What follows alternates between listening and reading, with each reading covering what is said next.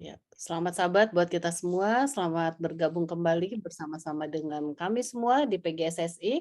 Dan malam hari ini narasumber adalah Pendeta Joseph Ringo menggantikan Pendeta Kuntaraf karena Pendeta Kuntaraf sedang berada di pesawat ya pada malam ini. Jadi terima kasih kesediaan Pendeta Joseph Ringo untuk memberikan materinya. Kita sama-sama belajar pelajaran sekolah Sabat pada malam hari ini. Nah, sebelum dimulai seperti biasanya kita akan berdoa bersama-sama dan tentunya saya ingin mengundang Novera untuk buka dalam doa, boleh?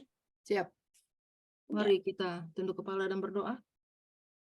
Allah Bapa yang bersemayam dan bertahan dalam surga, terpujilah Tuhan atas kemurahan-Mu Tuhan, kami boleh berkumpul untuk mempelajari firman-Mu. Sekiranya Tuhan curahkan kami dengan Roh Kudus-Mu Tuhan, agar kami boleh menerima firman-Mu menjadi terang dan sukacita dalam kehidupan kami. Berkati saudara-saudara kami Tuhan yang belum hadir, biarlah mereka bisa join kepada kami di sini Tuhan, dan kami yang sudah hadir, boleh Tuhan juga pelihara dengan malaikat penjaga-Mu Tuhan, sanak saudara kami juga dimanapun mereka berada yang juga buka hari Sabat-Mu yang suci dan mungkin juga mempelajari firman-Mu saat ini Tuhan. Terima kasih Bapa atas segala berkat-Mu.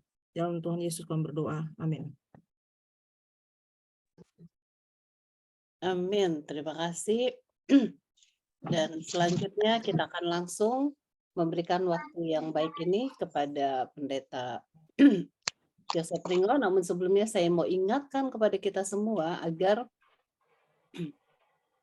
selama materi sedang dibawakan oleh Pendeta Joseph Ringo, mohon mikrofon dalam posisi mute, dan nanti jika ada pertanyaan tolong tuliskan pertanyaan Anda di kolom chat, nanti saya akan membacakan. Dan juga bagi mereka yang mau bertanya langsung boleh klik raise hand. Baik. Oke, kita akan segera mulai. Dan Pendeta Joseph Ringo sudah siapkah? Oke. Ya. Materi kita hari ini berjudul mengembalikan. Betul ya? Ya. Ya, silakan Pendeta Joseph Ringo. Baik, selamat Sabat bagi kita semua. Ya, saya percaya bahwa pelajaran sekolah Sabat kita merupakan suatu pelajaran yang dipersiapkan Tuhan melalui para pimpinan kita untuk menjadi makanan rohani yang terus-menerus menyehatkan, mempersiapkan, dan juga membangun kerohanian kita. Oleh karena itu, saya sudah persiapkan sesungguhnya, tapi saya sudah coba-coba hampir setengah jam untuk mencoba mengembalikan file yang sudah sempat saya siapkan ini, tapi ternyata tidak bisa. Mungkin saya nggak tahu apakah ada sesuatu di situ yang tidak berkenan kepada setan sehingga dia berusaha untuk menghalangi, atau memang komputer saya yang bermasalah. Saya tidak tahu. Itu pun kita abaikan saja. Mari kita masuk kepada pelajaran ini. Di sini judulnya hanya satu kata, saudaraku. Ya. Saya senang kalau saudara menggunakan sistem tanya kepada teman-teman kita yang kita bimbing dalam UKSS kita. Dan kita coba buat pertanyaan, mengembalikan, kita bahas sedikit, apa yang dikembalikan? Kenapa kata mengembalikan yang digunakan bukan membayar? Ya. Nah, saudara-saudaraku, kita masuk dulu kepada ayat intinya. Nah, ketika kita sudah masuk kepada kata apa yang dikembalikan, kita baca ayat intinya, mari kita ajak juga para anggota UKSS kita untuk melihat apa hubungan link antara mengembalikan dengan ayat inti. Mungkin boleh Ibu Novera yang bacakan ayat intinya, silakan. Kalau sudah dapat. Wahyu pasal 14 ayat 13. Iya. Atau siapa yang ditugaskan? Silakan. Saya yang ditugaskan Pendeta. Oke, silakan. Wahyu 14 ayat 13. Jangan lupa tidak pakai slide kita. Iya. Oke, jadi kita harus buka Alkitab sekarang ya. Baik, Alkitab Wahyu 14 ayat 13. Silakan. Baik, Wahyu 14 ayat 13 adalah, dan aku mendengar suara dari sorga berkata, tuliskan, berbahagialah orang-orang mati yang mati dalam Tuhan sejak sekarang ini. Sungguh, kata Roh, supaya mereka boleh beristirahat dari jerih lelah mereka, karena segala perbuatan mereka menyertai mereka. Iya. Di situ ada disinggung kata berbahagialah orang-orang yang mati atau orang-orang mati yang mati dalam Tuhan. Kepada mereka yang mati tapi dalam Tuhan disebutkan berbahagia karena segala perbuatan mereka menyertai mereka. Nah, mungkin kalau saudara sudah membaca pelajaran sekolah sahabat ini, saudara dapat menangkap bagian daripada segala perbuatan mereka menyertai mereka ada hubungannya dengan judul mengembalikan. Nah, itu dia. Tapi sebelum kita masuk ke situ, mari kita lihat dulu beberapa bagian yang disampaikan oleh pelajaran itu kepada kita. Bagaimana kalau seseorang sudah menjadi tua? Apa yang dipikirkannya? Dan kira-kira apa yang akan dilakukannya? Umumnya orang yang sudah tua, mereka akan memasuki masa pensiun. Pikiran pertama, berapa lama lagi dia akan mati? Ini agak sedikit kurang enak didengar ya. Kemudian bagaimana keuangannya cukup nggak sampai dia mengakhiri hidup? Kemudian bagaimana dengan aset-asetnya kalau dia memiliki banyak aset? Bagaimana caranya aset ini disampaikan? Dan ketika mau disampaikan, kepada siapa mau disampaikan? Dan nanti kan kita terhubung dengan nasihat-nasihat daripada firman Tuhan yang disebutkan di dalam pengkhotbah pasal yang kedua maupun buku Mazmur, bahwa orang-orang yang memiliki harta, kalau dia sudah mau mati, dia tidak tahu lagi apakah orang yang akan meneruskan harta-hartanya itu atau warisannya itu dikelola dengan baik atau tidak. Ya, banyak hal yang dituliskan di sini. Tetapi ada sedikit yang mau saya ambil dari pelajaran bagian pertama ini, yaitu bagian tulisan dari Testimonies for the Church, jilid 1 halaman 424. Dikatakan begini, semua rasa takut ini aslinya dari iblis.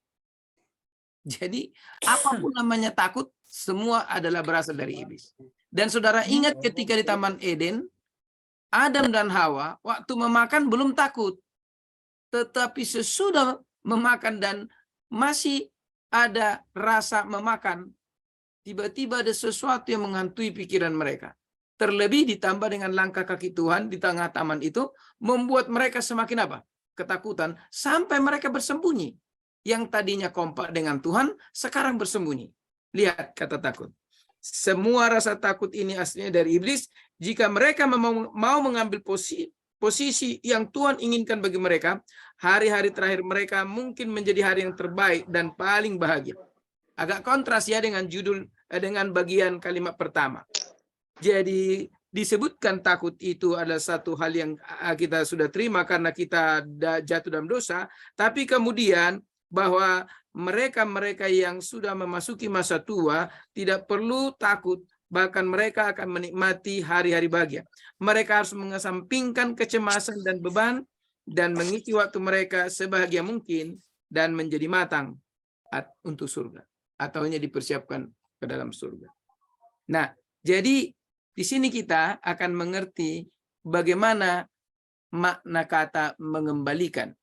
Sekarang kita akan coba lihat bagaimana makna kata mengembalikan dalam Kisah Lukas 12 ayat 16 sampai 21. Pelajaran ini dibawa kepada kita dengan beberapa judul. Yang pertama, orang kaya yang bodoh. Kemudian judul yang kedua, engkau tidak dapat mengambilnya. Dan kemudian mulai dengan kebutuhan pribadi atau rencana masa depan. Dan kebaikan hati menjelang kematian, serta warisan spiritual. Nah, kita coba lihat dulu Lukas pasal yang ke-12 ayat 16 sampai 21. Saya kira tidak perlu kita baca karena cukup panjang, tapi kita sudah tahu ceritanya bahwa ini mengenai seorang orang kaya yang diceritakan oleh Yesus tentang bagaimana orang kaya ini memiliki rencana-rencana yang luar biasa. Apa rencana itu? Saudara mungkin sudah tahu bahwa orang kaya ini ingin menunjukkan kehidupan yang happy. Kemudian dia berkata, ayat 12, saudara coba baca itu. Ayat 16. Ada seorang kaya, tanahnya berlimpah-limpah hasilnya. Ia bertanya dalam hatinya, apa yang harus aku perbuat? Sebab aku tidak mempunyai tempat di mana aku dapat menyimpan hasil tanahku. Lalu kemudian, sesudah dia berhasil mendapat solusi dengan membuat lumbung, memperbesar tempat penyimpanan, maka dia katakan ayat 19, dia berkata, jiwaku, ada padamu banyak barang, tertimbun untuk bertahun-tahun lamanya, beristirahatlah, makanlah, minumlah, dan bersenang-senanglah. Saya kira kalau kita secara jujur, semua orang memiliki hal yang seperti itu menghadapi masa tua. Benar tidak? Benar ya? Saya kira itu hal yang wajar. Tetapi, apa yang kurang dari orang ini? Mengapa disebut dia menjadi orang kaya yang bodoh? Kalau saudara di sini yang hadir adalah pemimpin UKSS yang ingin menyampaikan pelajaran ini, mari kita coba masuk ke bagian tengah dari pelajaran hari Minggu itu. Di situ ada kutipan Nyonya White dari Membina Kehidupan Abadi halaman 193. Ini yang dikutip Nyonya White, yang diterangkan Nyonya White tentang orang ini. Saya bacakan. Karena kita tidak punya slide dan tidak bisa dibuka slide-nya, jadi saya harus membacakan saja. Cita-cita orang ini tidak lebih tinggi dari cita-cita hewan yang akan binasa. Saya kira Nyonya White menggunakan kata-kata ini, apakah dia seperti punya filter atau tidak, saya kurang tahu. Kalau orang mendengarkan seperti ini, kira-kira senang tidak ya? Tapi begitulah dia katakan. Ia hidup seolah-olah tidak ada Allah, tidak ada surga, tidak ada kehidupan masa depan, seolah-olah segala sesuatu dia miliki adalah miliknya sendiri, dan sama sekali tidak berhutang kepada Allah atau kepada manusia. Kembali kepada kata mengembalikan tadi. Berarti kata mengembalikan tadi ada sesuatu hubungan yang kita harus tahu ketika kita memasuki masa tua, dan ketika Tuhan mempercayakan banyak kepada kita, lalu ketika kita sudah harus tahu bahwa kita akan mengakhiri hidup ini, maka kita harus membuat sesuatu penanganan, atau membuat penataan, atau boleh dikatakan lebih tepatnya, membagi warisan. Dan saudara nanti akan temukan di sini, bahwa warisan yang diberikan itu bukan hanya kepada anak-anak, tetapi apa sesuatu yang saudara mau tunjukkan sebagai Allah pemilik yang telah memberikan semuanya itu kepada saudara. Lalu, apakah saudara hanya berikan anak, berikan cucu? Kalau orang Batak, Sibuan Goar cucu itu, lalu dikasih bagiannya, ini sudah membuat saya punya nama ini. Dikasih bagiannya. Begitu kan? Nah, oleh karena itulah, dalam pelajaran hari Minggu ini, sedikit banyaknya memang ada banyak hal yang mungkin disoroti dan perlu kita soroti. Beberapa yang kita soroti adalah, kalau dari cerita orang kaya bodoh itu, dia jadi tidak berbuat apa-apa. Sementara Allah ingin kita tidak berhenti berbuat. Perhatikan bagian bawah pelajaran itu. Gambaran besar yang diberikan dalam kitab suci ialah bahwa seorang bekerja dan tetap produktif selama dia mampu. Dan faktanya, Alkitab menunjukkan fakta-fakta bahwa Daniel sampai usia 80-an masih berkarya menulis apa yang Tuhan berikan kepadanya di usia senjanya itu. Dan dia tuliskan dengan baik. Begitu juga Yohanes Kekasih berada di Patmos. Dia juga menulis. Begitu juga Paulus. Dia tidak berhenti melaksanakan apa? Kegiatan misionarisnya. Artinya, benarlah apa yang dikatakan para ilmuwan atau para saintis, bahwa badan inilah yang menjadi tua, tapi kemampuan otak sesungguhnya tetap bisa fresh. Kemampuan fisik yang terbatas. Tapi kalau otak tetap bisa berjalan dan memahami, mengerti dengan baik. Itu makanya umumnya para dosen lama dia pensiunnya. Kenapa? Bahkan dosen-dosen yang baik kualitasnya tidak dipensiunkan, malah terus dipakai, kecuali fisiknya sudah nggak mampu lagi. Gitu ya. Nah, apa artinya itu? Dari pelajaran orang kaya yang bodoh itu kita temukan bahwa dia tidak mengerti arti hidup yang sesungguhnya.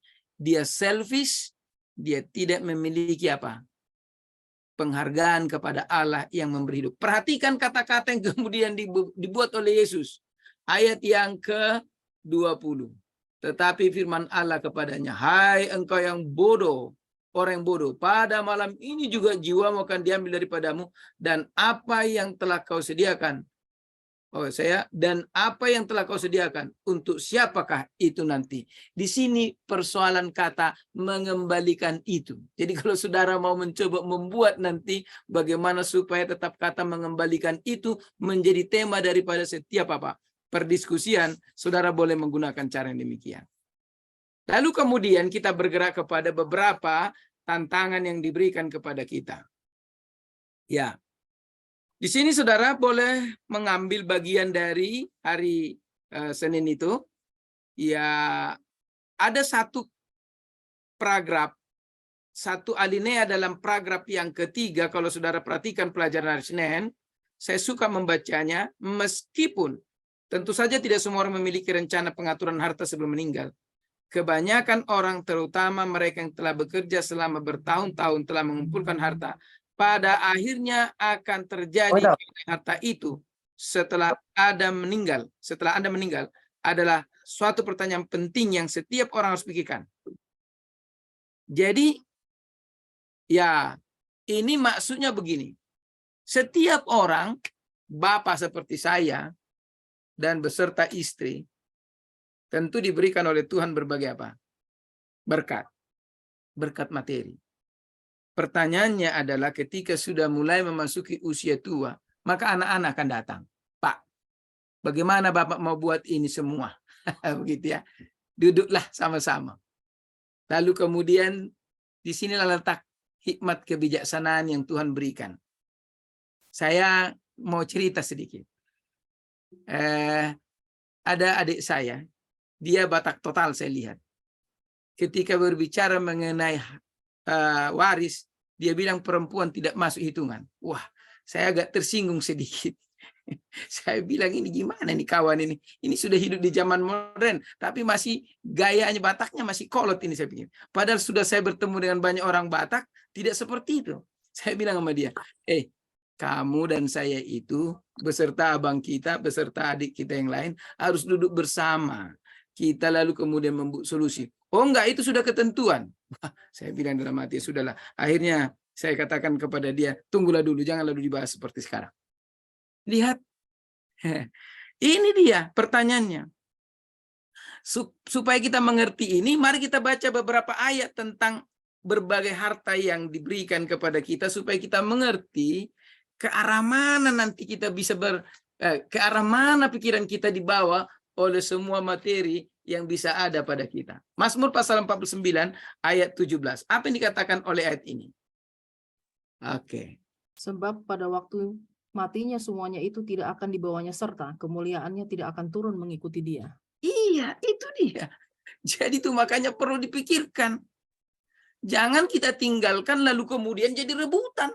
Jangan kita tinggalkan lalu kemudian kita jadi akhirnya kepada yang kita tinggal itu menjadi persoalan besar. Saya tidak mau saudara mengikuti pola Hizkia ya. Hizkia begitu ditegur Tuhan dia so pamer dia.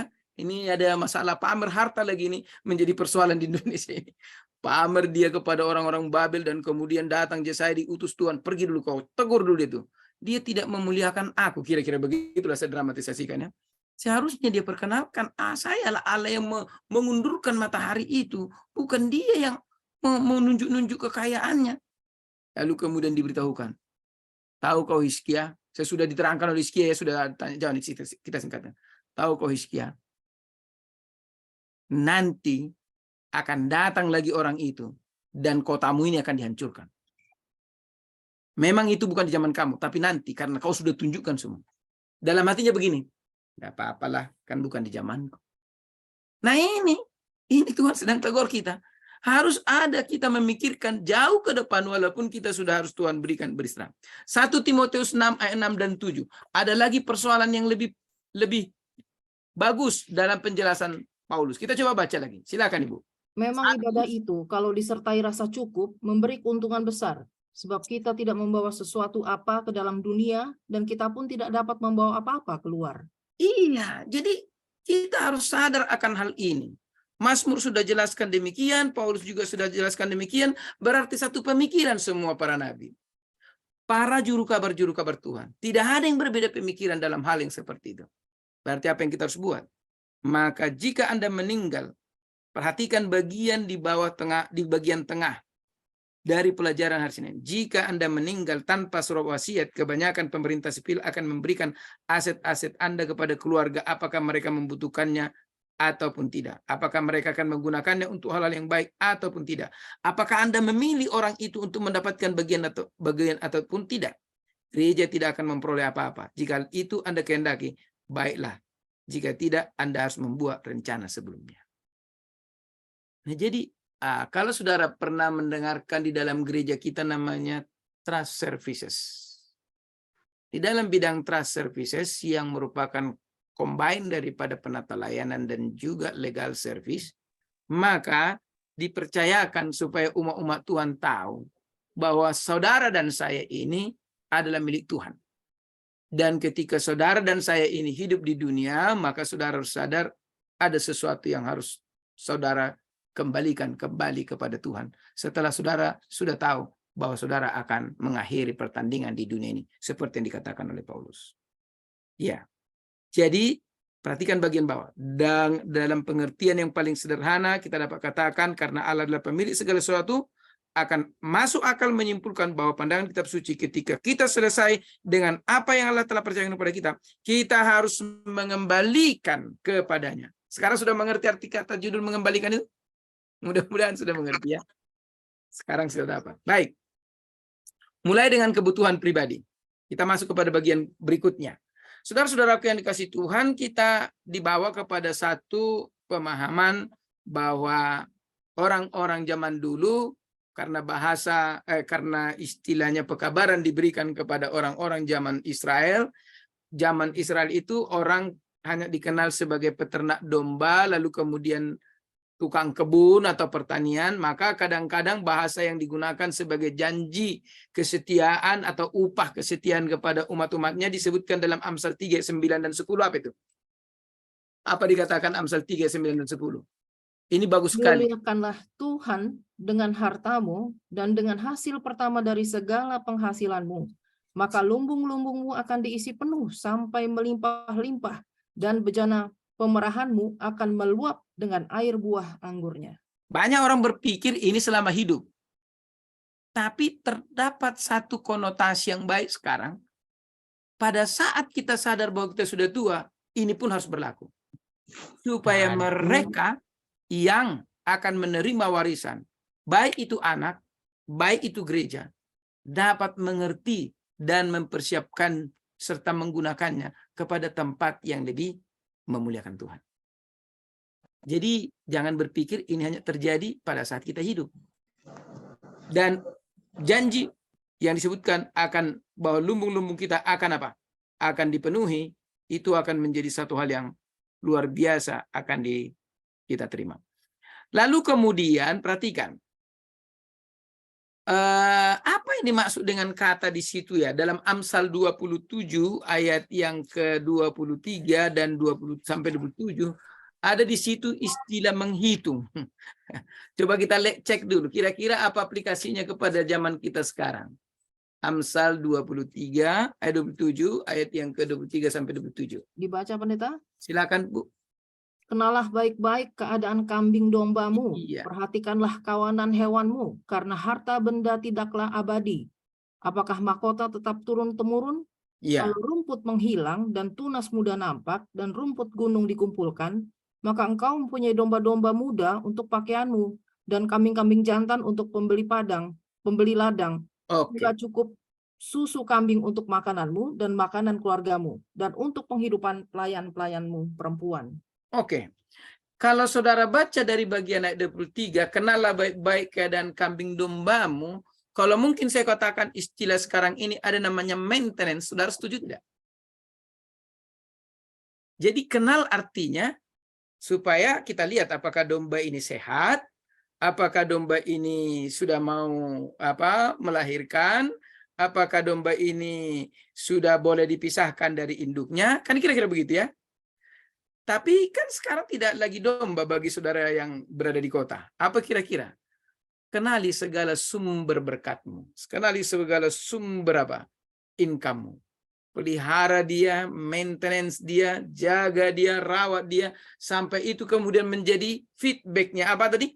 Feedback-nya karena itu dalam bentuk peternakan, maka susunya akan menjadi makananmu, kemudian kulit dombanya akan menjadi pembuat bajumu, dan engkau menjadi hangat, anak-anakmu menjadi apa? Sehat-sehat. Coba, apa ini maksud di situ?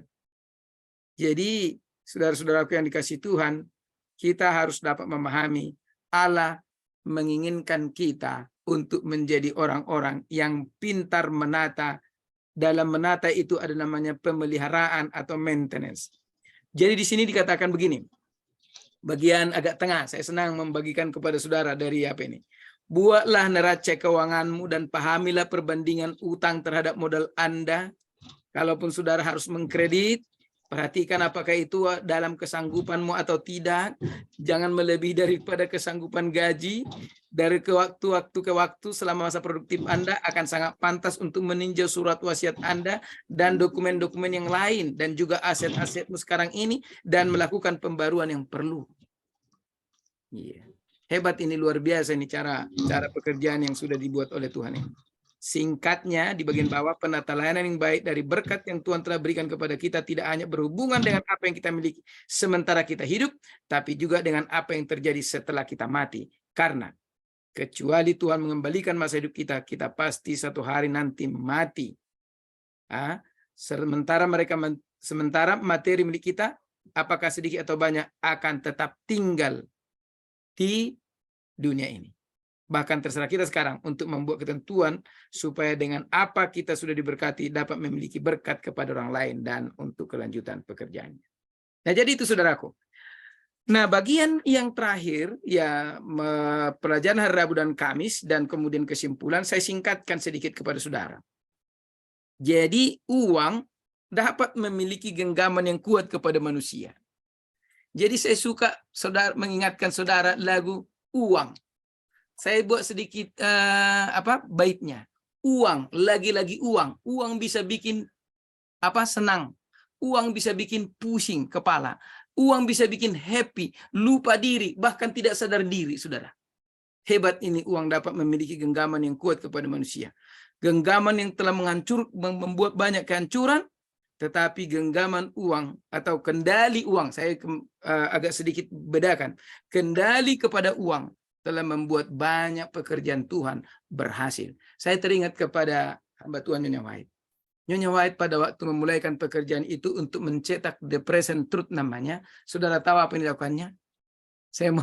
Saya harus memuji ibu-ibu di sini. Kalau ada ibu-ibu yang bisa memberikan apa yang dilakukannya. Ibu Vivi barangkali, karena saya lihat di videonya dari sini. Apa yang dilakukan oleh Nyonya White pada waktu dia mau mencetak Present Truth. Dan Tuhan katakan buat cetakan. Itu Ilham mengatakan. Apa yang dilakukannya? Ada yang ingat.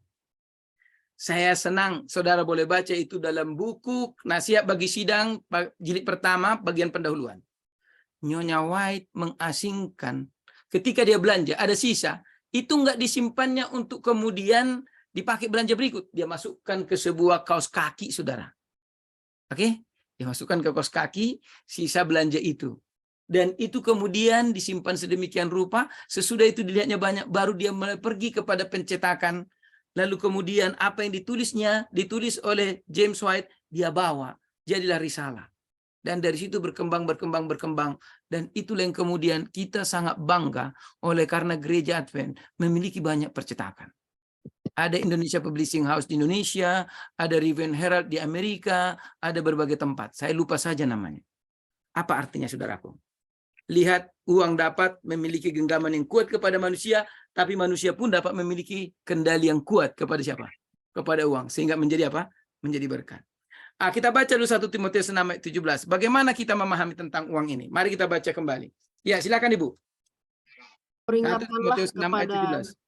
Peringatkanlah kepada orang-orang kaya di dunia ini agar mereka jangan tinggi hati dan jangan berharap pada sesuatu yang tak tentu seperti kekayaan, melainkan pada Allah yang dalam kekayaannya memberikan kepada kita segala sesuatu untuk dinikmati. Jadi mereka yang bisa mengendalikan uang adalah mereka yang ditegur atau yang mengerti makna ayat ini. Uang bukanlah segala-galanya. Uang bukanlah menjadi yang terpenting. Tapi tanpa uang memang kita tidak bisa bergerak. Saudara sudah bisa bayangkan di Jakarta. Saudara tidak punya uang mau bagaimana? Jalan kaki. Ya monggo kalau masih mau jalan kaki. Berkilo-kilometer dengan asap motor dan asap mobil yang harus kita hirup terus. Dan kemudian penggunaan waktu yang begitu cepat. Tapi ingat itu, amarkan orang-orang jangan bergantung kepada kekayaan. 2 Korintus 4 ayat 18. Apa dikatakan lagi?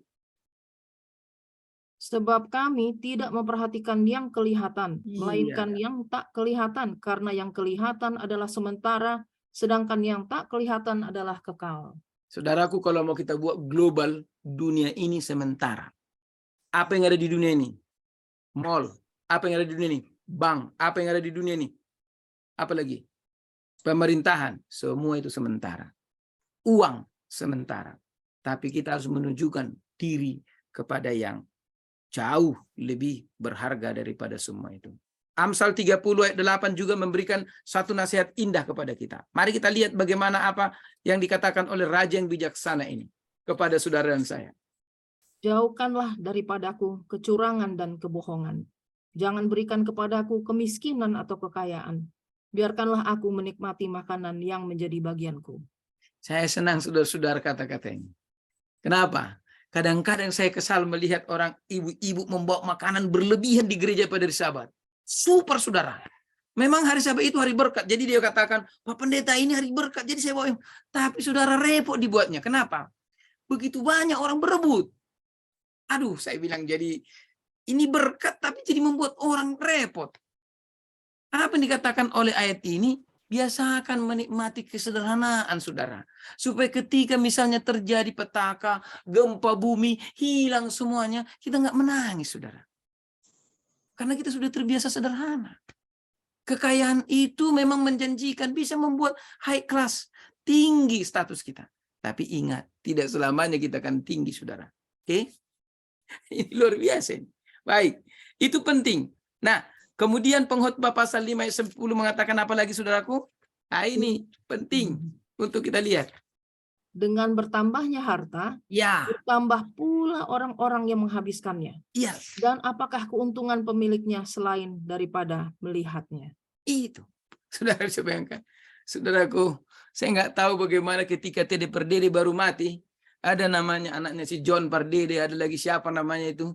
Waduh, repot mereka, saudara.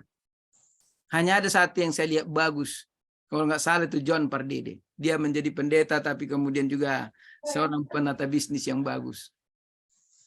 Ya, saudara lihatlah bagaimana kekayaan Tede Pardede tidak ada lagi. Tede Pardede mungkin hanya dikenal oleh orang-orang usia 50 tahun ke atas. Kalau usia 30 nggak kenal lagi siapa Tede Pardede. Begitu juga dengan orang-orang kaya di dunia. Soeharto sekarang kekayaan di mana? Anaknya kalau sudah hilang nanti kemana? Dan lain sebagainya. Saudaraku, kita kaya sekalipun yang paling penting hanya ada. Yang rutin ada, hanya ada ini. Makan pagi, makan siang, makan sore, tidur, istirahat, bangun. Pakaian dan lain sebagainya itu berbeda-beda setiap orang. Tapi kalau yang saya sebutkan tadi, mau kaya, mau miskin, mau apa, sama, saudara. Benar? Oke. Perhatikan bagian di bawah itu, saya senang saudara boleh gunakan itu untuk menjadi dorongan. Bagian itu dikutip dari Testimonies for the Church jilid 5 halaman 154. Saya melihat bahwa banyak orang menahan diri dari membuat sesuatu sementara mereka hidup. Bahkan mendiamkan hati nurani mereka. Mereka hampir tidak berani menjalankan iman kepada dan kepercayaan kepada Tuhan untuk memberikan apapun selama hidup. Kadang-kadang saya sangat bertanya kepada saya. Saya sebagai seorang pendeta sering kali harus berhadapan dengan anggota-anggota yang saya lawat itu miskin, tidak bisa berbuat apa-apa. Dia mengatakan, aduh kalau saya punya modal Pak Pendeta, aduh bagaimana ini, saya mau dari mana, saya modal lagi. Kita juga masih butuh. Lalu kita katakan, mari kita berdoa. Mungkin Tuhan akan buka jalan kamu menemukan modal yang bagus. Tapi ketika saya membaca ini, hampir saya tidak bisa melakukan sesuatu. Seringkali saya mendiamkan iman saya, kepercayaan kepada Tuhan itu untuk memberikan apapun selama saya hidup. Tetapi kebaikan hati menjelang kematian ini bukanlah yang dituntut Kristus. Walaupun nanti saudara sudah menyumbangkan semuanya kepada gereja, tapi selama hidup saudara hanya diam saja, tidak berbuat dengan apa yang Tuhan berikan kepada saudara, dikatakan itu tidak dapat memaafkan keegoisan hidupmu. Luar biasa ini pelajaran ini. Banyak rencana untuk melakukan sesuatu, tapi mereka menunda perkara itu dan iblis bekerja untuk mencegah sarana itu masuk ke dalam perbendaharaan. Saya dengan ini mau mengundang kita untuk melihat dan memperhatikan kutipan itu ya. Baik, sekarang kita mari lihat bagian-bagian yang terakhir dari pelajaran ini.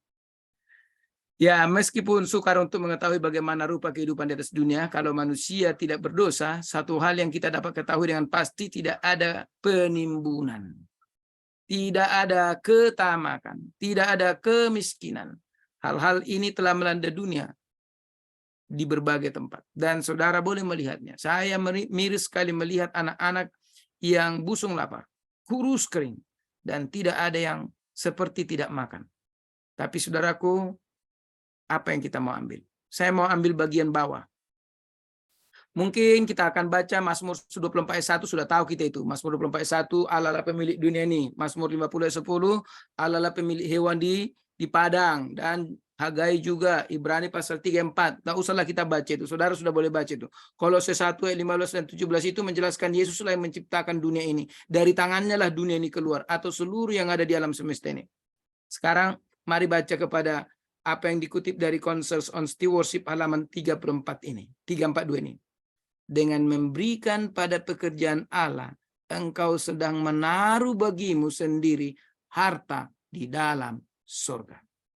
Semua yang kau simpan di surga itu aman dari segala mara bahaya dan dari segala kehilangan, dan bertambah menjadi satu harta yang kekal abadi, dan akan dicatatkan pada namamu dalam kerajaan surga.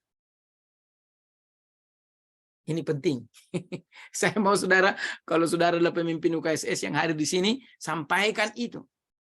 Katakan itu. Renungkan juga untuk diri kita sendiri. Nah, oleh karena itu ada beberapa keuntungan memberi sekarang daripada memberi sesudah kita mau modar. Maaf, saya gunakan dulu kata modar ya. Yang pertama di situ penyumbang sebenarnya atau yang memberikan dapat melihat hasil dari pemberiannya. Dia masih lihat, dia masih bisa kontrol, dia masih bisa merasakan bagaimana itu menjadi sebuah berkat. Apakah itu pembangunan gereja, apakah itu menyekolahkan orang muda di perguruan tinggi, dan orang muda itu kemudian sudah menjadi manajer, sudah berumah tangga, sudah menjadi orang, dan kemudian menjadi berkat bagi gereja. Keindahan ada dalam hatinya.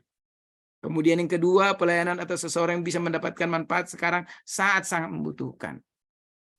Saudaraku, Rockefeller adalah sebuah kisah yang saya kurang tahu apakah ini hanya sebuah kisah yang disampaikan oleh para pengkhotbah, saya nggak tahu. Rockefeller yang sudah dipastikan akan mati dalam beberapa bulan oleh karena penyakitnya. Dia orang terkaya, pemilik pertambangan minyak yang luar biasa, katanya dalam cerita itu. Lalu kemudian ketika dia sadar bahwa dia sudah akan mati, dia tidak ada harapan. Maka dia mulai bermain dengan anak-anak. Lalu dia tertawa bersama anak-anak. Dia memberikan permen. Dia mulai menggunakan uangnya, membagi-baginya. Anak-anak itu tersenyum, menikmati, dia pun tersenyum. Hasilnya dia hidup lebih lama dari yang diperkirakan dokter. Apa artinya? Ada sukacita kalau kita memberikan sekarang karena kita bisa melihat mereka yang sangat membutuhkan. Yang ketiga, tidak ada pertengkaran di antara keluarga dan teman atau teman setelah kematian kita. Kalau kita sudah memberikan pada saat kita masih hidup. Kemudian 4, meninggalkan contoh yang baik tentang nilai-nilai kebaikan dan kasih bagi orang lain untuk diteladani. Yang kelima, hal itu mengurangi konsekuensi pajak tanah. Ini mungkin di beberapa negara yang menggunakan hal yang sedemikian atau juga di Indonesia. Hal itu menjamin bahwa pemberian itu akan dibuat sesuai dengan apa yang Anda inginkan. Jadi tidak ada campur tangan pengadilan atau kerabat yang tidak puas karena Anda masih hidup dan Anda yang mengaturnya. Hal itu menunjukkan yang ketujuh, menunjukkan bahwa hati penyumbang telah diubah dari cinta diri kepada tidak mementingkan diri. Jadi itu makanya saudaraku, mari kita mulai pikirkan apa yang kita akan lakukan sekarang ini. Jadi saudara-saudaraku, bagian terakhir sebagai penutup, saya mau ambil saudara ambil dari Jumat 10 Maret itu, apakah yang dimaksudkan dengan menjadi eksekutor bagi mereka sendiri? Dalam surat wasiat yang khas yang membuat surat wasiat menunjuk seseorang eksekutor untuk membagikan aset-aset setelah kematiannya sejalan dengan keinginan seperti yang dinyatakan dalam surat wasiat.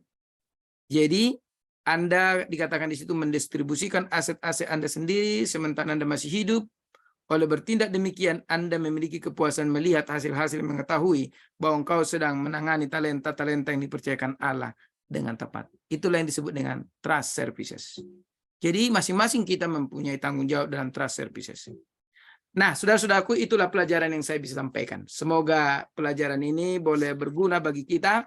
Dan mohon maafkan saya, kalau nanti ada yang bisa membuka PowerPoint saya mungkin akan sedikit lebih enak, tapi saya harus minta maaf berkali-kali karena saya sudah siapkan, tapi akhirnya bermasalah. Jadi demikian pelajaran yang disampaikan. Semoga Tuhan memberkati kita semua. Amin. Amin.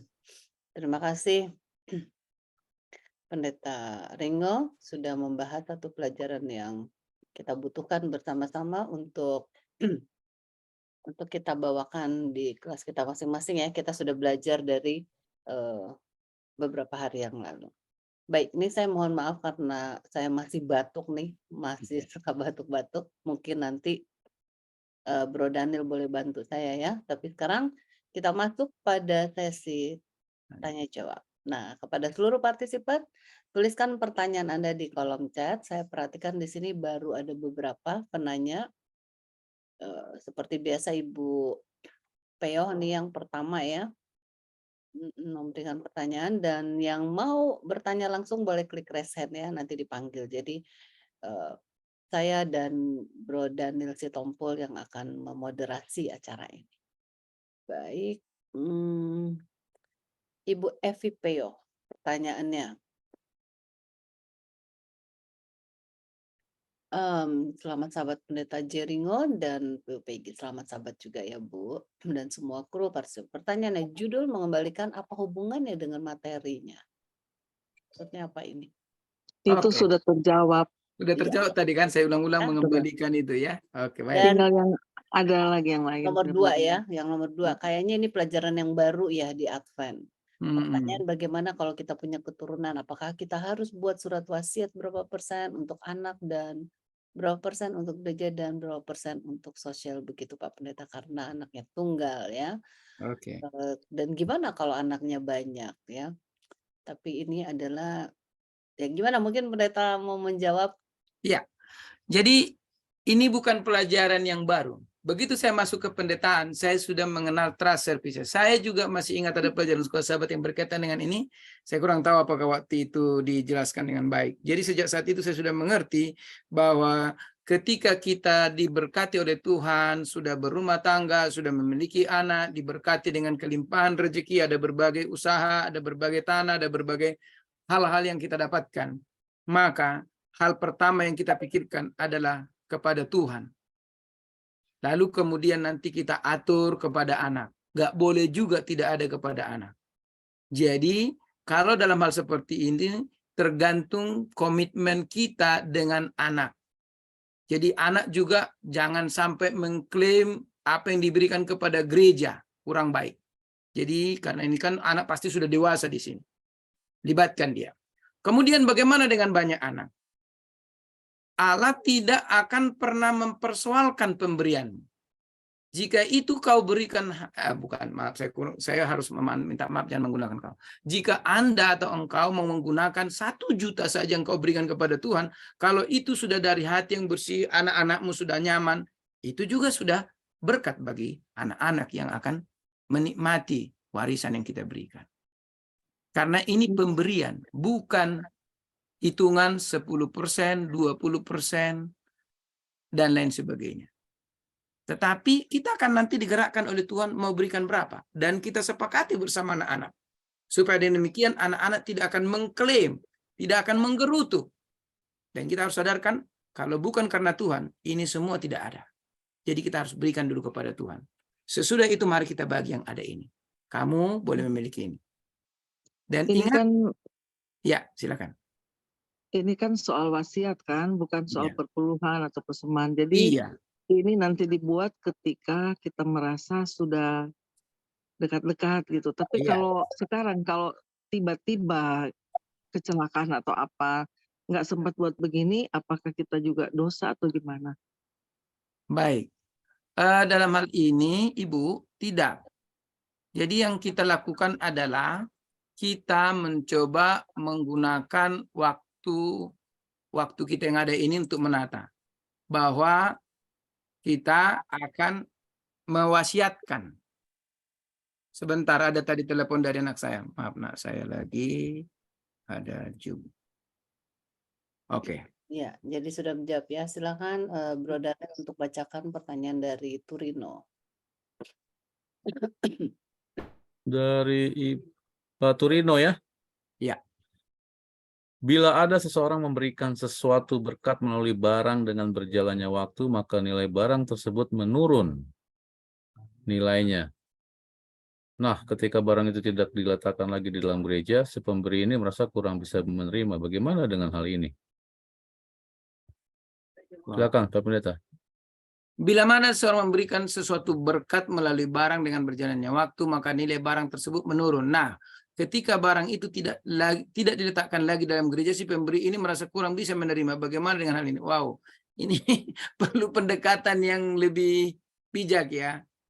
Ya, kan ada barang yang kemudian aus, bahkan tidak lagi membawa sebuah tampilan yang bagus untuk dilihat, malah justru menjadi apa?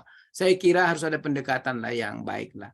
Karena biar bagaimanapun dia merasa terberkati dengan memberikan itu kepada gereja. Jadi karena itu maka saya kira tindakan bijak lah. Itu nanti tergantung tua-tua jemaat. Tidak baik juga langsung melepaskan dan kemudian menghilangkan dari posisi yang sudah di gereja, tapi kita mungkin sadarkan. Apakah Bapak memperbaiki, mungkin ada berkat Tuhan supaya ini tampilnya lebih bagus atau diganti yang baru, bagaimana Pak? Mana tahu dia mau ganti kan? Atau bagaimana ya? Oh ya, ini sudah ada Pastor Kuntarap. Pastor Kuntarap sudah dengarkan tadi? Enggak. Dari check-in, sekarang sudah di pesawat. Bisa Oh. lihat ini. Dengar aja lah, Pak Pendeta. Saya pikir tadi ngajak kita mau masuk pesawat, Pastor. Oke lah. Oke lah, good luck. Semoga baik-baik perjalanannya. Terima kasih. Jadi begitu. Harus ada namanya pendekatan yang bijak ya. Silakan. Apakah sudah menjawab, Pak Turino? Iya. Jadi karena memang kadang-kadang Pak Pendeta di beberapa jemaat saya lihat ada pemberian yang saya lihat sudah 30 tahun, lalu ada orang yang bilang, ini sudah perlu diganti. Iya. Tapi ada anggota keluarganya yang masih tinggal, mereka tidak menerima. Ini memang selalu bermasalah. Jadi harus bijak-bijak, benar ya tadi Pak Pendeta sudah jawab. Kita harus lebih mengutamakan kondusivitas di dalam jemaat. Benar. Jangan, apalagi kalau anggota jemaat ini mempunyai klan yang banyak di jemaat itu bisa satu kampung ribut. Iya. Baik, ada lagi? Oke, di pertanyaan berikut.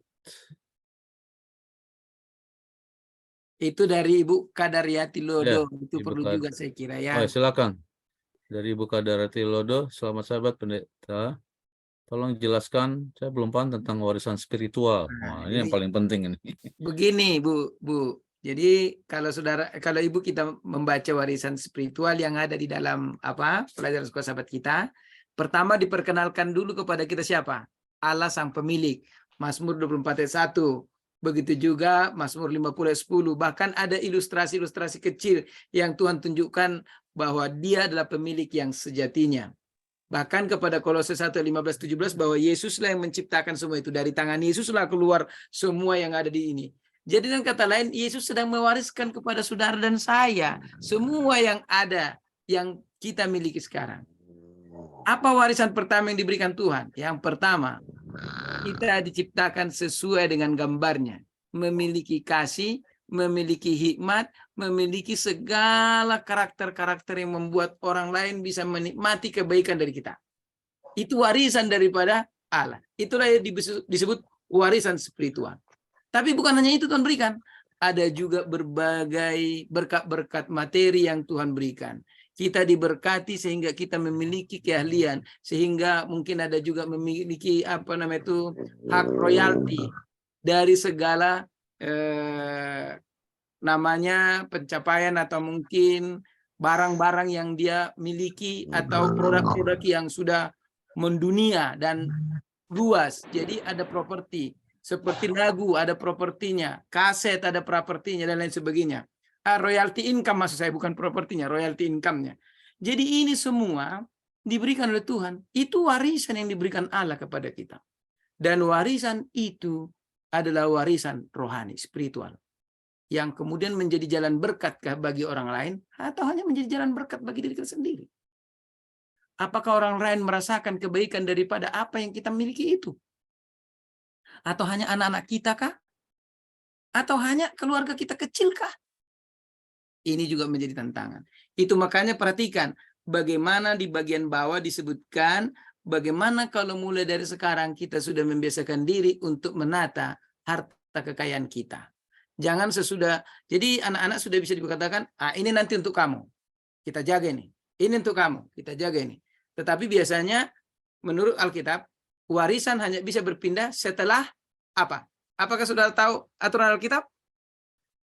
Warisan hanya bisa berpindah ketika si pemilik warisan sudah beristirahat. Jadi nggak boleh diambil alih. Gitu istilahnya. Coba baca itu di buku Galatia ya. Nah kira-kira begitu.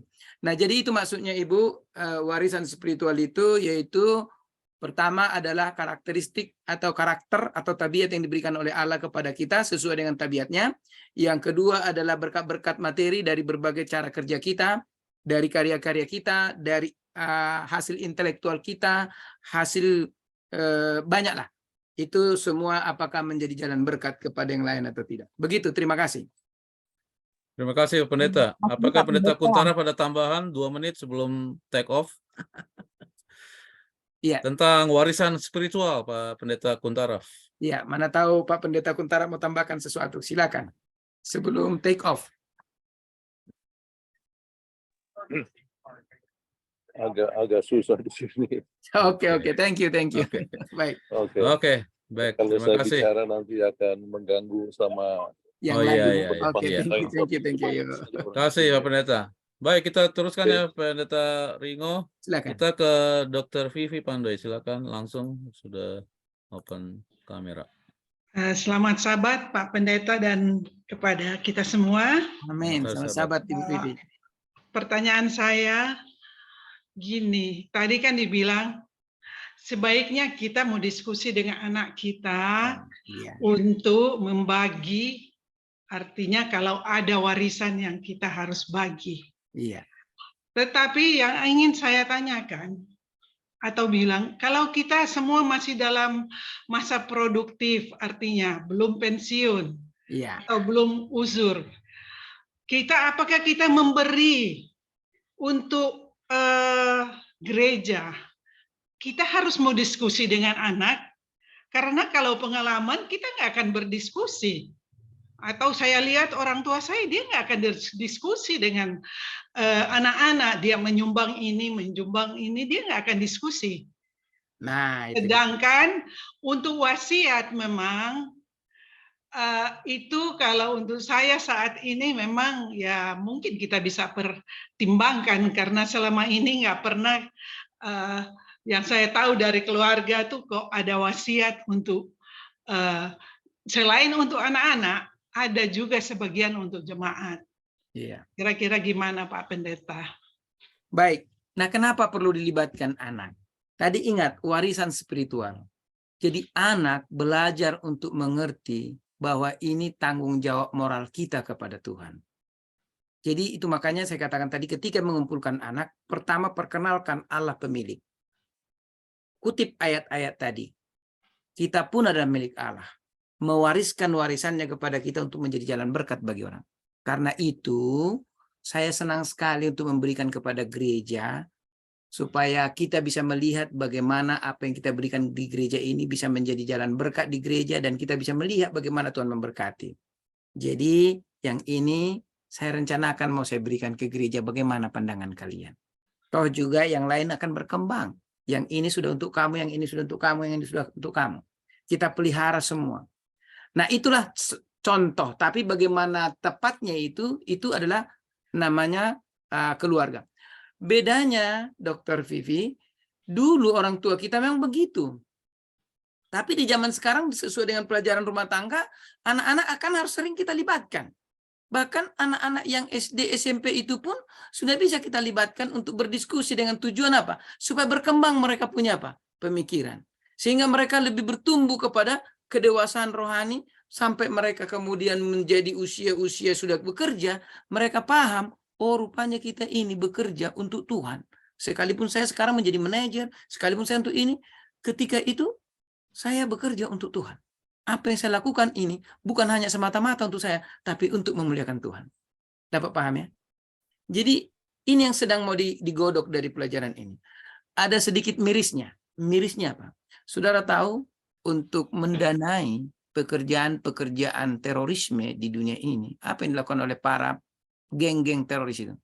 Mereka mempekerjakan, ada namanya mall, bukan mall, seperti apa itu, market, kayak Indomaret, mereka buat itu. Tapi semua uangnya itu sudah diatur sedemikian rupa, sudah dibuat sistemnya. Ini untuk ini untuk ini. Itu untuk kejahatan, saudara. Tapi untuk kebaikan. Nah, jadi oleh karena itulah maka boleh saya katakan, mengapa perlu dilibatkan anak-anak itu, apalagi mereka sudah usia-usia yang bisa memahami berbagai pekerjaan, pengertian, dan mereka sudah memiliki pandangan yang baik, maka akan lebih indah. Dan mereka akan menjaga, kita akan membuat komitmen. Ini yang sudah kita sepakati untuk Tuhan, jangan lagi kalian jangan lagi kalian ambil, jangan lagi kalian klaim. Jadi ketika bersama-sama membawakannya kepada gereja, maka diberikanlah itu kepada gereja. Nah, ada juga satu pengertian yang harus saya sampaikan kepada saudara, karena ini juga menjadi satu hal yang kurang baik. Ketika sudah diberikan kepada gereja, jangan lagi ada beban. Ada kalanya karena itu pemberian itu menjadi sesuatu yang digunakan untuk menunjukkan dirinya di gereja. Saya mau mengundang kita supaya lepaskan diri dari seperti itu. Kalau kita sudah berikan uang 50 juta ke gereja padahal tidak kelihatan hasilnya, ya sudahlah, yang namanya mungkin Tuhan izinkan mereka berbuat seperti itu. Jangan kita jadi marah gara-gara itu. Akhirnya jadi berdosa. Padahal dosa sudah menghalangi kita kepada Tuhan.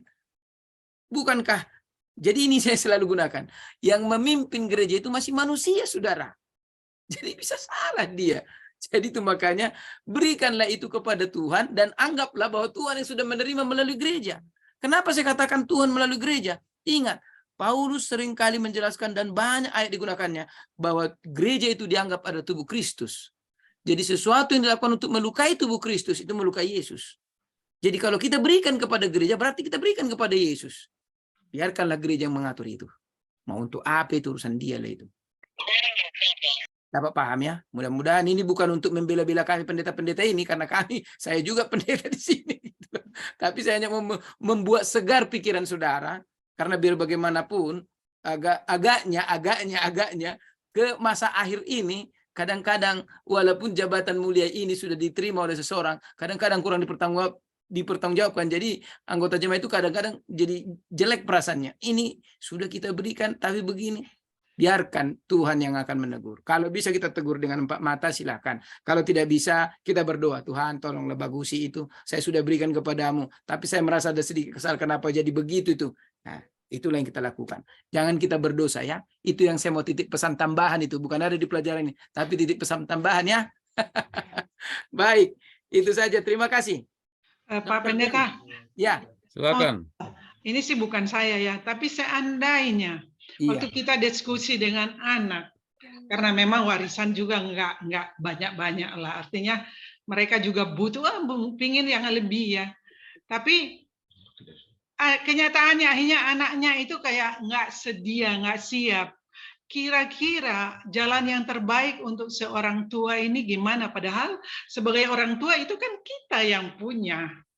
Jadi kita yang sebenarnya punya power untuk memberikan kepada gereja. Karena ya anak-anak kalau kita sudah sekolahin, mereka udah kerja, ya udahlah mereka boleh mencari sendiri. Gimana Pak Pendeta? Sarannya kalau begitu? Kalau misalnya kita kalau kita punya pandangan seperti itu, ada baiknya kita sampaikan kepada anak supaya dia mengerti bahwa apa yang aku punya, aku udah berikan dan didikkan kepada kamu, itulah kamu kembangkan. Apa yang sisa nanti akan kamu berikan kepada kamu. Jadi jika saya dan ayahmu memberikan kepada gereja, itu adalah sesuatu pengabdian kami kepada Allah, karena kamu pun akan melakukan hal yang sama nanti seperti itu. Jadi maksud saya begini, alangkah indahnya anak itu akan melihat, karena ada kedewasaan anak itu. Kok kita nggak tahu ya, mama sudah kasih, rupanya sudah milik gereja itu kan. Terkejut dia. Ingat, kapan anak itu sudah kita anggap teman? Dewasa. Bukan, sejak dia mulai masuk remaja, kita sudah akan memperlakukan dia teman. Maka kita akan rangkul-rangkul seperti sahabat, kita pundaknya kita kita elus-elus, lalu kita cerita, kita pun sudah seperti teman. Tidak lagi dia seperti anak-anak, sudah. Di situ dia sudah mulai berpikir bagus. Dan kemudian dia akan mulai sadar, oh saya sudah mulai diperlakukan berbeda. Gitu? Lihat nanti pertumbuhan anak itu. Oke. Mudah-mudahan dapat dipengerti ya Dok ya. Terima kasih Pak Pendeta. Oke, Tuhan berkati Dok ya. Baik, kasih. Sedikit nambah boleh Pendeta? Oh ya, ada yang mau, silakan. Sabar ya yang raise hand. Silakan Pak Kurniawan. Oh ya, gini, ada beberapa kejadian yang pernah saya amati di gereja kita. Jadi ada orang tua itu menyumbangkan tanahnya untuk bangunan gereja. Mungkin anaknya karena tidak diajak komunikasi waktu itu. Nah, ketika orang tua ini meninggal, beberapa waktu masih dipakai kebaktian, tapi akhirnya anak ini karena merasa itu masih hartanya orang tua, jadi haknya dia, itu akhirnya diminta. Tanah ini diminta sama anaknya, dijual oleh keluarganya, gereja diberi ini sebagian buat cari lahan sendiri gitu. Mungkin ini salah satu contoh ilustrasi yang bisa dipakai contoh yang begitu. Terima kasih Pendeta. Tuhan berkati Pak Kurniawan, silakan. Ya, kembali kepada Baik. Daniel. Terima kasih. Nah, ini ada dari Dr. John Watupongo. Silakan Pak Dr. John Watupongo. Ya, terima kasih Pak Daniel. Tadi Pak Pendeta mohon izin ya. Silakan Dok. Tadi Pak Pendeta singgung-singgung mengenai masa tua. Iya. Memang kita ini kita harapkan dalam kehidupan kita ini bisa memasuki masa tua, pensiun, ya. Tapi saya mempunyai prinsip begini, Pak Pendeta. Ya, saya akan sedikit ya. Orang tua saya itu ada warisan, ada tanah, ada rumah, ada tanah. Kita 3 bersaudara. Iya. Nah, saya ingat tadi Pak Pendeta katakan bahwa kalau di Batak itu hanya laki-laki yang dapat. Iya. Tapi kita di Manado aja lain. Jadi saya anak paling kecil, paling bungsu. Iya. Nah, yang tua perempuan, terus yang kedua perempuan. Satu waktu saya disekolahkan, masuk ke kedokteran, ya. Saya kuliah terus, nggak tanya-tanya apa segala macam tuh. Pokoknya orang tua yang inilah, yang biaya semuanya. Dan tibalah saatnya waktu ayah saya mau sakit-sakitan terus, sudah dipanggil kita semua anak-anak. Ya, ini kamu dapat yang ini kamu dapat yang ini. Kita bertiga dibagi. Tapi dalam hati saya, dalam pemikiran saya, pembagiannya itu tidak adil. Karena saya bukannya saya mendapat, contohnya begini, ada 3 rumah gitu. Yang 2 ini dapat rumah yang layak, yang bagus, yang kakak perempuan 2 ini. Tapi saya dapat rumah yang bobrok. Yang bukan bobrok, maksudnya rumah yang sudah tua gitu. Iya, harus renovasi lagi bilang ya. Oke. Ya. Kemudian saya pulang ke Manado tuh. Saya bilang ya sudah nggak apa-apalah kalau bisa itu. Tapi karena kakak saya itu sangat baik hati dan sangat sayang sama saya, mereka katakan sudah begini aja. Mereka berdua ya akan tanggung renovasi rumahnya itu. Ya. Nah, jadi ini pengertian saya ini bahwa ada kerjasama antara orang tua dan ketiga anaknya. Dan orang tua saya waktu itu sudah tinggal ibu kan. Iya. Ibu mengatakan begini, sudah kamu dapat yang itu kenapa? Karena kamu tuh sekolahnya mahal-mahal. Kedokteran kan waktu itu mahal bayarnya. Iya. Jadi ya kamu dapat sedikit aja, tapi nggak usah di itu. Nah, itu satu yang. Kemudian tadi mengenai singgung hari tua ini. Jadi saya cuma mau nasihatkan kepada saudara-saudara kita, adik-adik kita yang baru menikah gitu, ya. Inilah ceritanya begini. Saya waktu menikah dapat anak ya 3, ya anak 3. Anak pertama perempuan, kedua laki-laki, ketiga. Saya juga punya prinsip begini karena saya dapat warisan dari orang tua, cara-cara mereka berpikir. Saya tidak akan meninggalkan warisan kepada kalian. Saya hanya meninggalkan ilmu bagi kalian. Oke, Ya. baik. Jadi saya waktu dia mulai SD, saya asuransikan pendidikannya sampai dia SMA selesai. 3 anak itu. Iya. Nah, jadi mereka tuh sudah selesai, semuanya sudah bisa bekerja, ada itu semua sampai menikah segala macam itu. Malahan menikah mereka tidak minta uang kepada saya. Amin. Luar biasa. Jadi mereka itu mandiri. Iya. Benar. Saya katakan benar ini, kesaksian. Nah, Puji Tuhan, itu puji karena Tuhan. apa? Jadi itu karena apa? Karena selalu kita berkomunikasi dengan anak-anak. Itu dia rahasianya. Ya, itu komunikasi. Kemudian ketiga-tiganya ini selesai lah mereka. Ya. Semua jadi sarjana, satu malah jadi dokter sekarang, itu Iya. saya, tapi dia ambil subspesialis sekarang. Iya. Nah, puji Tuhan. jadi mereka itu selalu mau panggil saya, Pak, saya mau makan apa? Setiap malam minggu selalu bergiliran mereka itu. Tapi saya nggak tinggalkan mereka warisan itu. Cuma kalau misalnya saya nyumbang ke gereja, nah saya komunikasi dengan anak-anak, itu yang lebih saya. Saya ingin nyumbang sekian ke gereja. Mereka sudah tanya, ada uang nggak? Ada uang nggak nyumbang itu? Saya bilang ada. Atau kalau nggak ya nggak. Jadi saya akan kasih masukan aja buat saudara-saudara yang masih muda-muda. Warisan yang paling bagus itu adalah pendidikan. Amin. Ya. Itu dia. Harta itu bisa lenyap seketika. Benar, seperti yang dikatakan tadi, benar. Oke. Ya. Yang kedua, di masa tua ini saya Pak Pendeta begini. Ya. Mungkin Pak Pendeta ada itu. Biar agak sedikit panjang ya, tapi ini pengalamannya. Tidak apa-apalah. Orang tua itu seperti saya sudah di atas, sudah kepala 8 ini ya, kepala 8. Saya katakan sama yang keponakan saya itu begini, kalau misalnya ada warisan kalian cepat-cepat untuk jangan tunggu sampai sakit-sakitan baru buat warisan ya. Kalau ada harta dibagi supaya jangan terjadi itu, jangan terjadi konflik di antara mereka itu. Benar. Jadi untuk teman-teman, saudara-saudara, adik-adik saya yang masih muda, yang masih itu, pakailah saya punya prinsip. Saya cuma kasih masukan aja. Kasih prinsip itu. Yang utama itu adalah ilmu dan selalu percaya dan takut akan Tuhan. Itu aja. Terima kasih Pak Pendeta. Terima kasih. Amin. Jadi tidak perlu kita jawab karena itu adalah keterangan. Iya. Hanya tadi Tambahan. yang disampaikan di awal tadi, itulah gambaran periode orang tua kita, periode kita, dan lain sebagainya. Ya. Sudah, bagus sekali. Terima kasih. Terima kasih, Dok. Sekarang Ibu Juanita. Terima Ya, kasih. kita ke Ibu Juanita Suling, silakan. Selamat malam, selamat sahabat Pak Pendeta. Selamat sahabat Ibu. Maaf saya nggak buka kamera ya Tidak Pak. apa-apa, Bu. Jadi saya ini sesuai pengalaman ya. Jadi kami nyumbang ke gereja.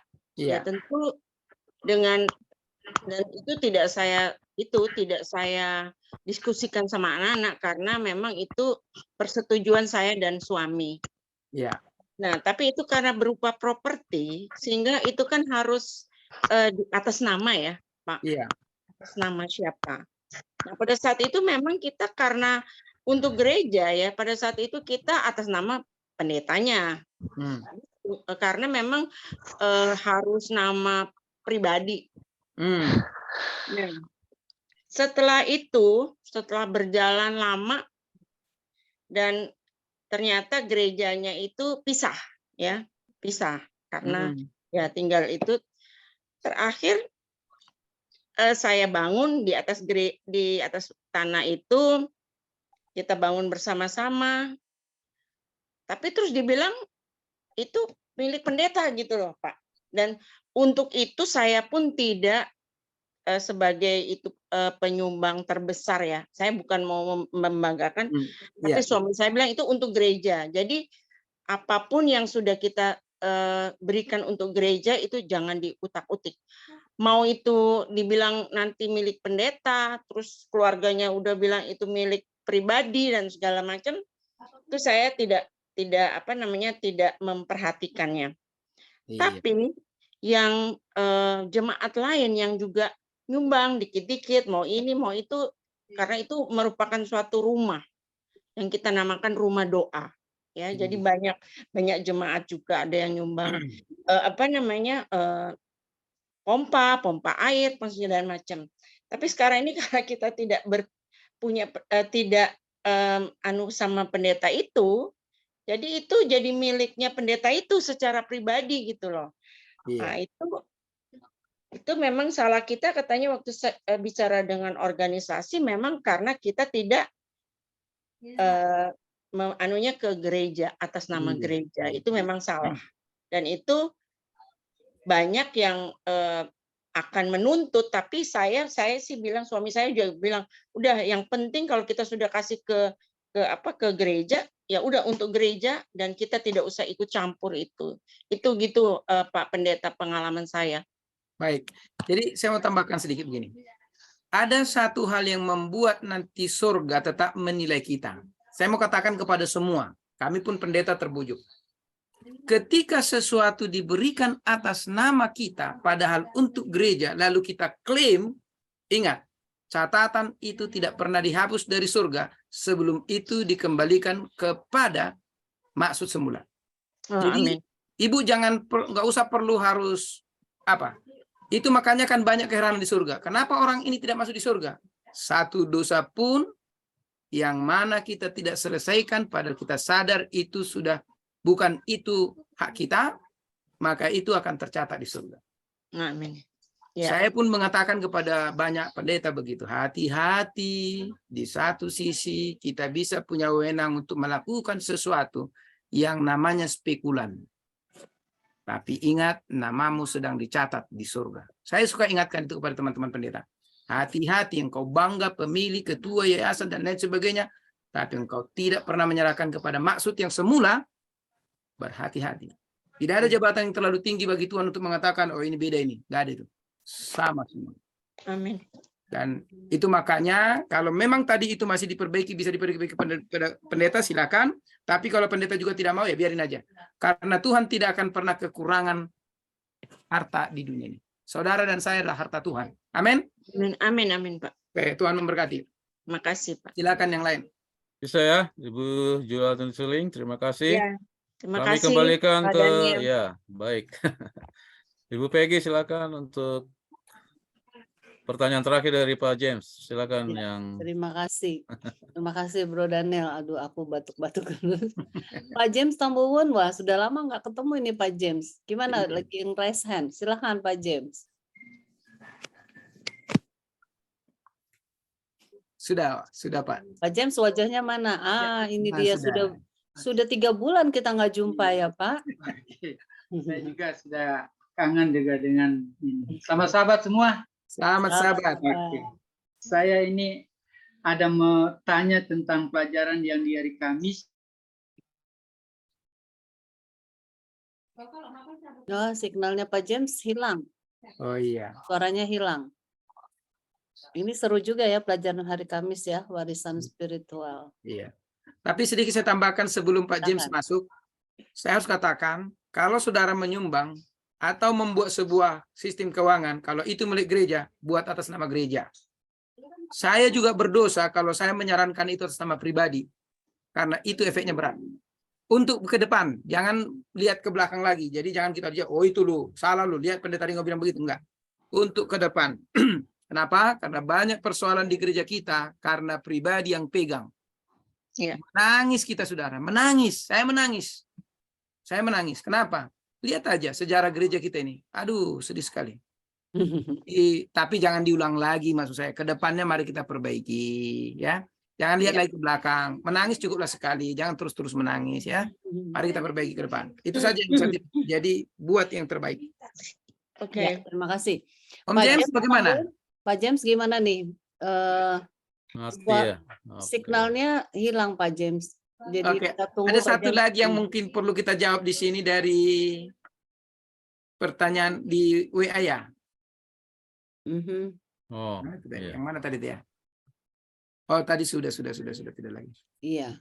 Sambil menunggu, mungkin masih ada yang mau raise hand bertanya langsung, silahkan, masih ada waktu 5 menit. Ya. Dan mungkin saya mau tambahkan juga ini karena Boleh. pendeta Kuntaraf tidak ada. Kami di YAPI, YAPI itu kan tidak suatu yayasan yang bukan dibangun oleh organisasi, tapi Iya, itu beda.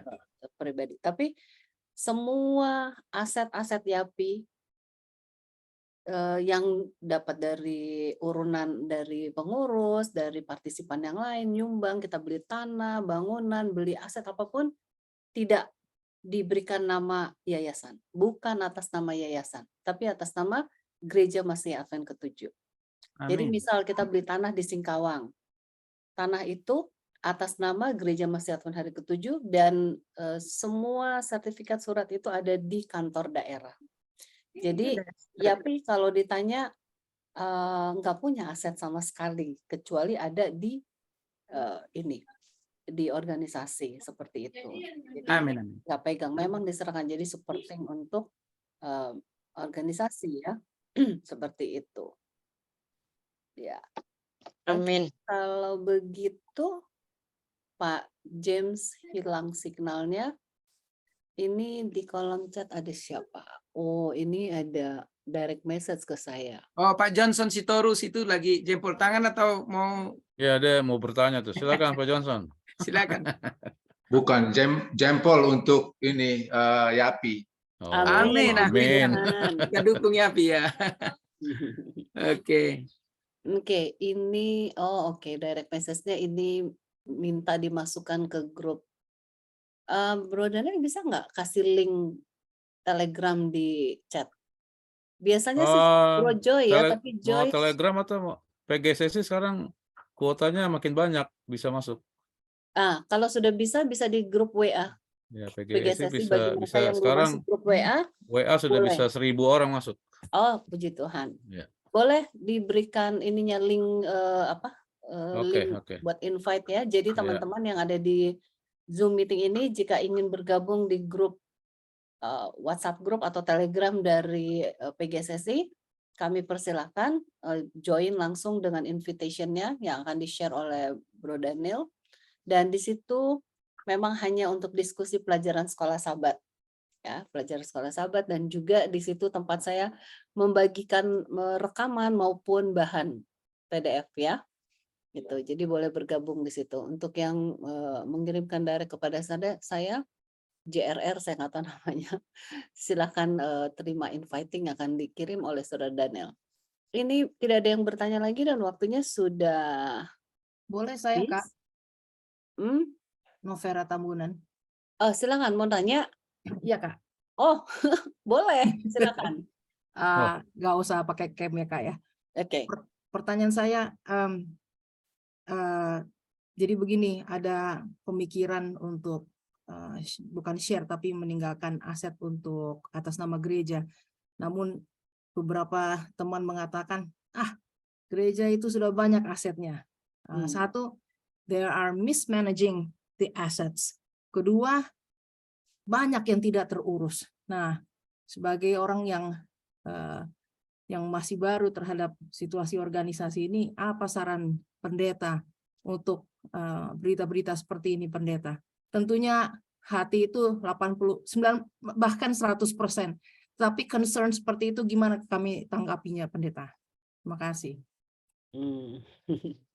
Iya, gimana Pendeta Ringo di-unmute dulu. Sepertinya tadi Pendeta Ringo udah sempat ini ya.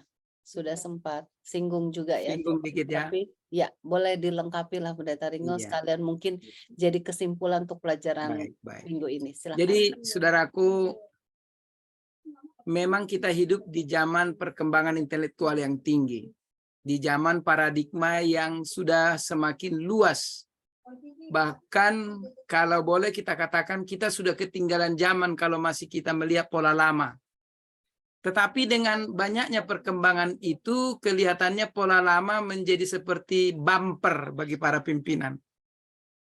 Ya, saya dengan Pak Sitorus ada di Gemas, dengan Pak Sitompul juga ada di Gemas, banyak. Saya masuk di berbagai kelompok mereka-mereka yang sedikit menjadi kritis kepada organisasi.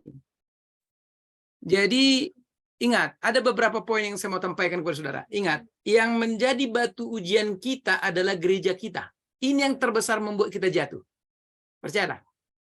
Saya sudah lihat. Dan saya pun sebagai gembala hampir mau jatuh, saudara. Karena saya sudah lihat.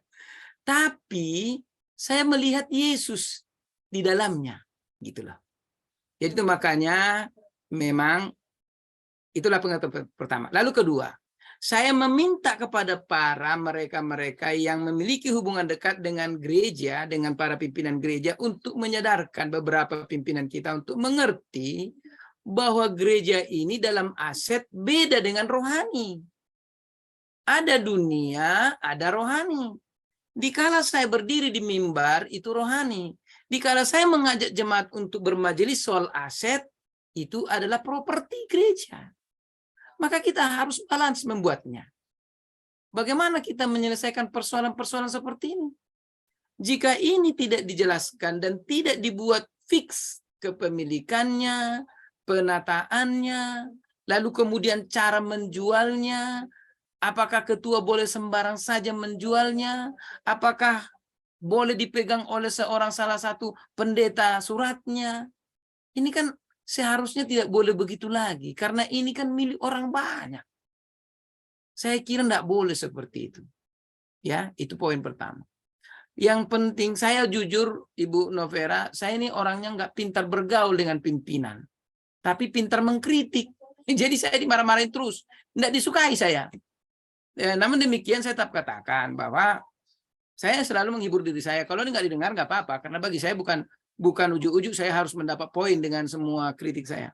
Tapi selalu saya katakan, ingat, ketika saudara dipercayakan jadi pimpinan, pencapaian yang seharusnya saudara bisa capai tapi tidak tercapai, dicatat juga di surga. Dicatat. Jangan salah. Makanya oleh karena itu kita nggak usah berpikir mengenai pimpinan kita yang melakukan kesalahan lalu kemudian ujuk-ujuk masih enak-enak. Surga masih punya catatan. Itulah makanya surga itu adil, ya. Satu. Kemudian yang kedua, salah satu yang saya tidak suka dari beberapa para mereka yang di beberapa grup-grup kritikus adalah memblow up dosa. Dosa bukan untuk di blow up, saudara, tapi disadarkan. Jika pimpinan tidak mau sadar, sabar dulu, tunggu dulu, kasih poin lagi waktu. Datang lagi, Pak, apa Bapak mau buat seperti ini? Apa nama gereja ini mau dikotori oleh orang seperti ini? Tolong Pak, ini buktinya, cari tahu Pak. Nah, itu. Nah, itulah namanya yang santun. Tapi kalau kita buat serangan, dibuat ketelanjangan, dibuat video pornonya dan lain sebagainya, apa yang terjadi? Jemaat pasti apa? Orang yang tulus hatinya itu sudah dianggap nol itu. Itu makanya ada beberapa teman saya tegur, apa yang kamu dapatkan dengan membuat seperti itu? Sudah 2 tahun grup ini ada dan sudah 2 tahun kamu mengadakan teguran seperti itu. Apa yang terjadi? Berani nggak kamu ngomong sama dia? Oh, saya sudah telepon. Ya sudah, kalau sudah kamu telepon, kenapa kamu buat lagi? Yesus saja nggak turun dari surga untuk menegur lagi dia. Eli itu apa ditegur Tuhan? Ditegur, tapi nggak mau lagi juga bertobat. Apalagi mau dibuat? Biarkan aja dia sampai ujung-ujung sudah terlalu berat badannya oleh karena gemuknya makan-makan yang enak-enak itu. Jatuh sendiri ya patah lehernya, selesai. Mau bilang apa coba? Apa kita harus lebih berkuasa daripada mereka dan kemudian kita bongkar bangkir itu semua? Itukah yang Tuhan inginkan? Saya katakan tidak. Nggak bakal. Namanya juga kendali setan masih ada di gereja ini. Jangan lupa itu. Setan masih lebih berkuasa kadang-kadang. Tapi bukan terus. Kita harus saudara mengerti. Kadang-kadang. Saya harus katakan itu. Oleh karena itu banyak berdoa. Tujuan saudara ditangkap Tuhan di gereja adalah mempersiapkan saudara menyambut kedatangannya. Bukan untuk menjadi hebat di gereja. Untuk menyambut kedatangannya. Ya. Itu yang paling penting. Itu dia. Jadi Baik. persiapkan hati. Ya, makasih. Ya, terima kasih Pendeta Joseph Pringo. Kita sudah mau tutup pertemuan ini. Namun Pak James ini baru masuk ya ke raise hand. Iya. Pak James, saya kasih kesempatan tapi boleh nggak ya hanya bisa 2 menit ya dari sekarang karena ini memerlukan waktu cukup lama nih untuk membuat rekaman dan ini inti saya mau tanya nih. Baru ditulis, makanya masuk akal ketika kita sudah selesai dengan apa yang Allah telah berikan kepada kita dan telah menjaga keluarga kita, kita harus kembalikan apa yang sisa kepadanya. Ini sisa maksudnya. Itu yang saya merasa enggak sampai ke kenapa kembali dua yang sisa. Ya, narasi di bawah begini Pak di Ellen G. White ini. Dengan memberikan pada pekerjaan Allah, engkau sedang menaruh bagimu sendiri harta di dalam surga. Pertanyaan hari Jumat yang pertama. Meskipun kita menaruh harta di surga sekarang, mengapa bukanlah hal yang sama seperti mencoba memperoleh atau bahkan membeli? Nah, itu dia. Jadi membeli keselamatan nih saya kira. Jangan jalan keselamatanmu. Nah, itu pertanyaan saya. Dengan kita memberikan sisa dan kita berikan kepada Tuhan, ini di pertanyaan ini seakan kita membeli keselamatan itu. Itu pertanyaan saya. Terima kasih. Iya. Jadi maksudnya kalau kita mau coba pelajari pertanyaan pertama itu, kan keselamatan itu sebenarnya Pak James dan kita semua di sini sudah kita terima, Pak. Iya. Kita sudah selamat.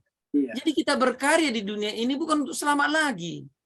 Untuk memelihara satu kehidupan yang siap masuk surga. Saudara saya sudah diselamatkan. Hanya ada 2 keselamatan itu kan. Satu dikalahkan dulu sengak maut. Dan maut itu sudah dibayar oleh Yesus. Dan Yohanes 11 ayat 25-26 sudah berlaku.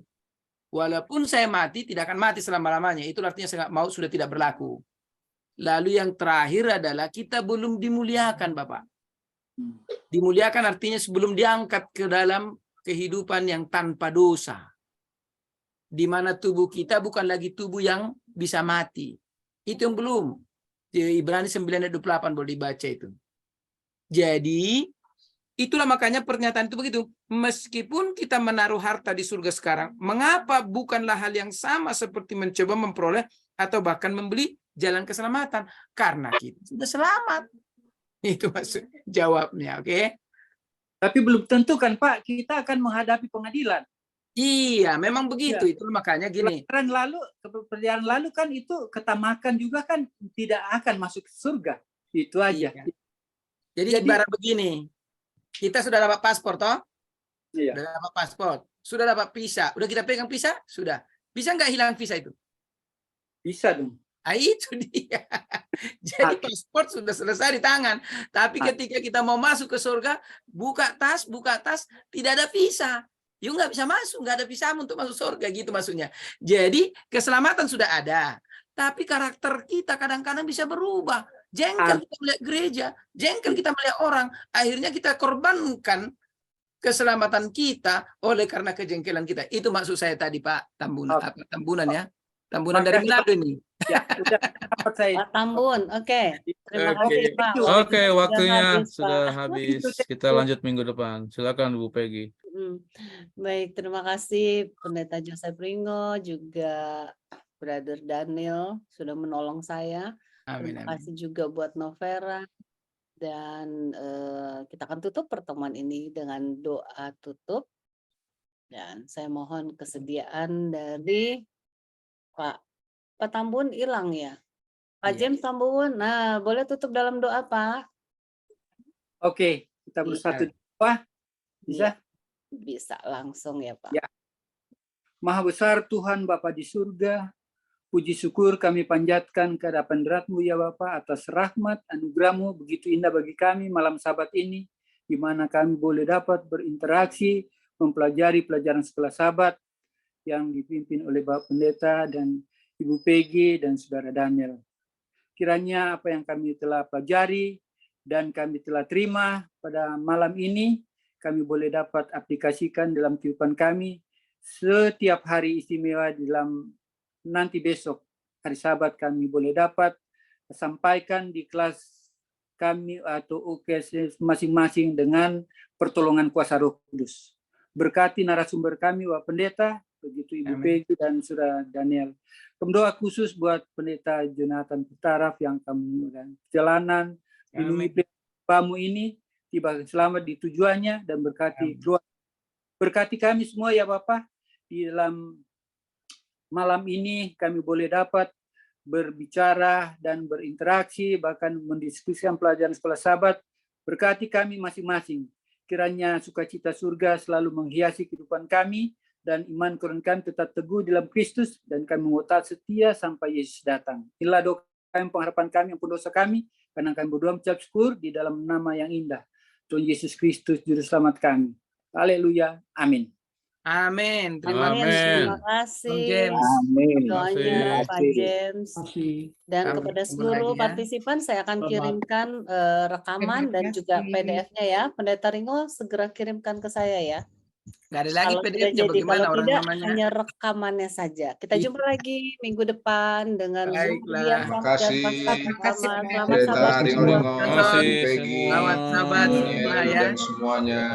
Terima kasih, Pastor. Tuhan.